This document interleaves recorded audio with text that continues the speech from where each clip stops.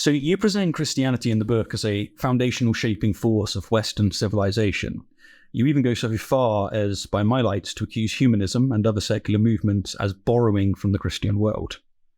How do you reconcile this with the emancipation of slaves, women's rights, gay rights, and of course free speech in general, all emerging after Christianity began losing power? Why is it that when Christianity dominated the West for well over 1,000 years, none of these great values surfaced? Well, I think partly some of those issues you raise are just the fact that sometimes, there's a metaphor that Jesus uses about the kingdom of God in the Gospels, and he says it's like yeast working through dough. So you don't see its effects at first, but gradually you see the dough rise, and it takes time. He talks about a mustard seed, which takes time to grow, but eventually kind of gives shade for, all the birds of the air. And I think it's a bit like that. I don't think you immediately see the effects of the Christian revolution in every sphere, but you do see it gradually percolate out in all kinds of ways. So what I would say is those things you mention, increased equality, emancipation of women, the abolition of slavery, I think they all have their roots in Christianity. I think it's the Christian revolution that gave the framework for those things to happen.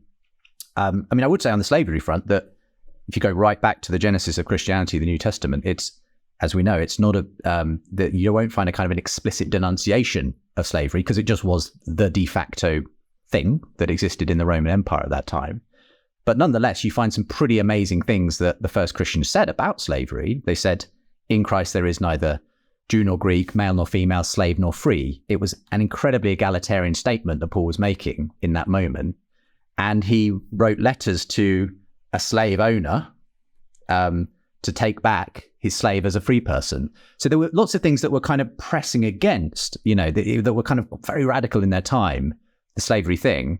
I mean, the transatlantic slave trade is a kind of different kettle of fish to some extent, because that was... Well, Joshua Bowen wouldn't agree on that, but... well, either way, I think the reality is that it was still Christian abolitionists who led the way to abolish the slave trade, as much as there were people obviously using scriptures to justify owning slaves. To occur with Enlightenment values coming up. So did Jesus put the seed down? And he went, all right, so I'm going to give you the Bible and the New Testament.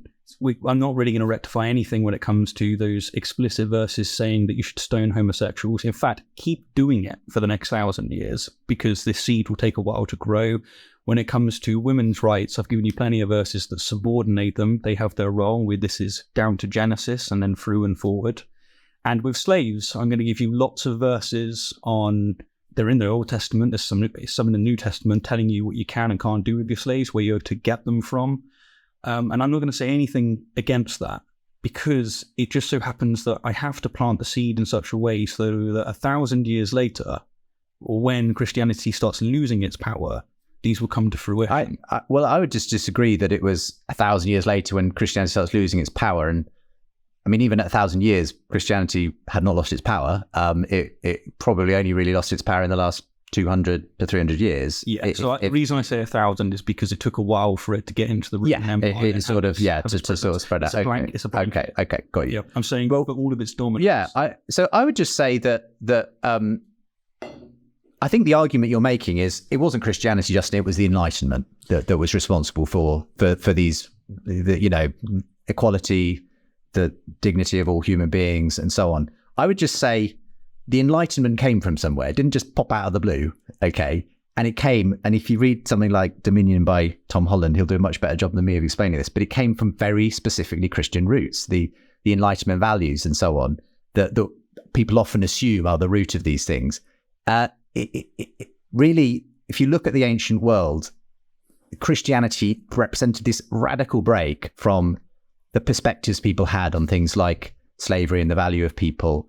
And the way it spread was because it was so different to the other religions and worldviews around it.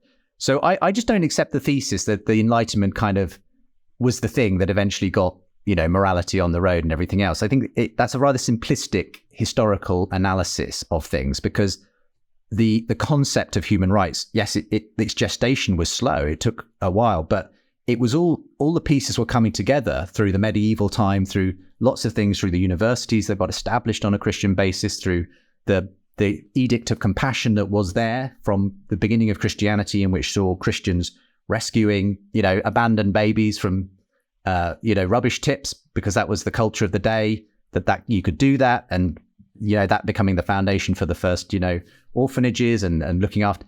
It's like there's lots of pieces of the puzzle that I think come together to say we wouldn't be where we are now without that Christian revolution. Now, you could say, oh, it was only once Christianity started losing its power that some of these most recent things came into force.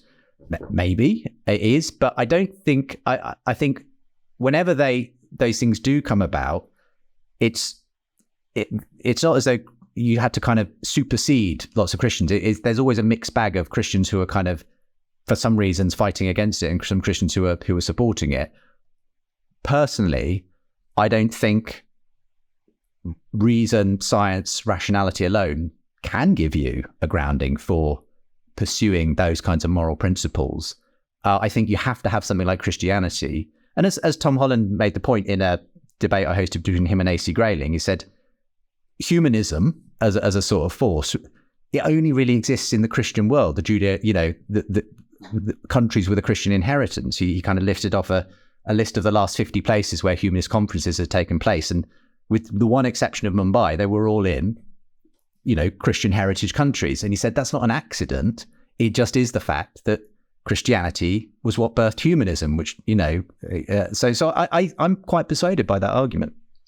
To be transparent, I find the central narrative there of the seeds being planted, the book explicitly endorsing slavery, subordinating women, stoning homosexuals. I genuinely, it's one of the harder part of the mythos. Well, what I would say is the problem is that if you're reading just sort of straight out of the Old Testament, I can understand why that would all feel so, jarring and everything. What I would encourage you to do is go and see how Jesus speaks to those issues. And what he does say is, you've heard it said, but I say to you, and he kind of sort of reinterprets or recasts a lot of that Old Testament stuff.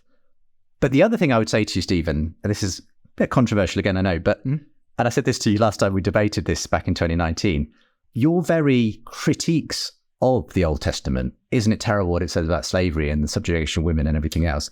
They are coming from a Christian worldview. The morality you are using to critique the Bible is itself Christian morality, as far as I'm concerned.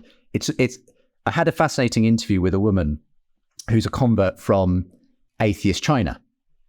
And she said, she had this sort of conversion to Christianity since she moved to the UK. And she said, I get so frustrated when I listen to Richard Dawkins railing on the Old Testament God, she said, because if he was an atheist from my country, he wouldn't be making that argument at all, because there's nothing wrong with what the Old Testament God's doing from where I'm from. It's just what happens when powerful people, She said the only reason he's making that argument is because he's the product of a Christian country. He's a Christian atheist. So, and I find that quite convincing myself that, as much as you might hate the Old Testament, you're critiquing it because the Christian values that the whole of the Christian tradition gave you. Wow, there's so much to be said. I do appreciate that I could support slavery and be a Christian and be completely against it and be a Christian. I've got the verses to do it. If I want to be against it, love my neighbor. If I want to be for it, there's plenty of verses. You could, arguably, but I think we'd have a good conversation about why I think your interpretation is off. For another time on this one, then. Hey, you.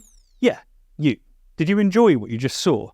Well, if you did, then be sure to keep an eye out for the full episode, which is available to patrons and YouTube members right now, and soon will be available to everyone else. Until then, I'll leave you with some teasers from the rest of our conversation. We struck a decent balance of calm and storm. What's interesting to me, though, I mean, I've heard it described as, I'm a non-stamp collector, is the equivalent, thing of what it means to be an atheist. But you don't find that many people spending their whole lives telling you why stamp collecting is a complete waste of time and you shouldn't involve it. So it feels like when the people who are the kind of public faces of atheism say, I simply lack a belief, I'm like, well, you spend an awful lot of time talking about that lack of belief. You think heaven is sitting around playing a harp on a cloud for eternity? That would be very boring. If it was one long eternal church service, that would be very boring. That's not what I think heaven is. I guess for me, it's more you can't have the light without the dark. Right. Just to say that you can't just be in a permanent state of ecstasy. No. If it was, then it wouldn't mean anything anymore.